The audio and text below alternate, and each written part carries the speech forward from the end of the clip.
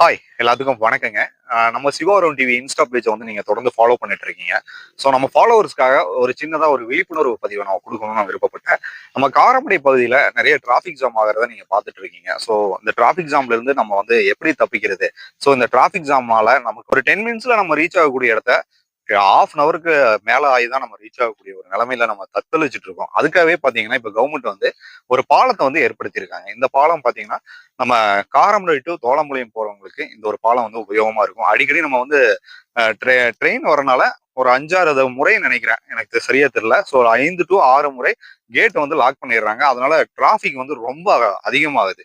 அந்த டிராபிக்கை போக்குறதுக்கு இந்த ஒரு பிரிட்ஜ் வந்து கண்டிப்பா யூஸ்ஃபுல்லா இருக்கும்னு நினைக்கிறேன். இந்த பிரிட்ஜ் வந்து எங்க லொக்கேட் ஆயிருக்குன்னு பாத்தீங்கன்னா நம்ம பொயிலகுடானம் ஸ்டாப்ல இருந்து பிளாசம் பேக்கரி ஒன்று இருக்குங்க. அங்கிருந்து நீங்க கொஞ்சம் அப்படியே லெஃப்ட் போனீங்கன்னா அங்க ஐயங்கர் பேக்கரியில இருந்து லெஃப்ட் திரும்பினீங்கன்னா அந்த பாலத்துக்கு ரீச் ஆகிறதுக்கு ஒரு ரோடு வந்து புதுசா ரெடி பண்ணியிருக்காங்க. அது எங்க ஜாயின் ஆகுதுன்னா TN43க்கு வந்து ஜாயின் ஆகுது. இந்த ஒரு பாலத்தை யூஸ் பண்ணி நம்ம மேட்டுப்பாளையத்துக்கும் போய்க்கலாம். கோயம்புத்தூர் போறவங்களுக்கும் அந்த ஒரு பாலம் வந்து கண்டிப்பா யூஸ்ஃபுல்லா இருக்கும். ஏன்னா கேட் அடிக்கடி போறதுனால ஆம்புலன்ஸ் கூட போக முடியாத நிலையை நம்ம வந்து பார்க்க முடியுது. ஸோ இது நிறைய பேருக்கு தெரிஞ்சிருக்கும்.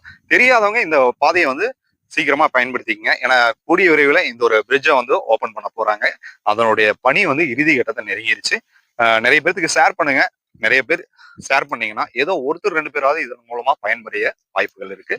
தொடர்ந்து நம்ம இன்ஸ்டா பேஜை ஃபாலோ பண்ணணும்னு விருப்பப்பட்டீங்கன்னா ஃபாலோ பட்டனை கிளிக் பண்ண தவறாதீங்க. டில் தென் பை ஃப்ரம் உங்கள் சிவா. நன்றி, வணக்கம்.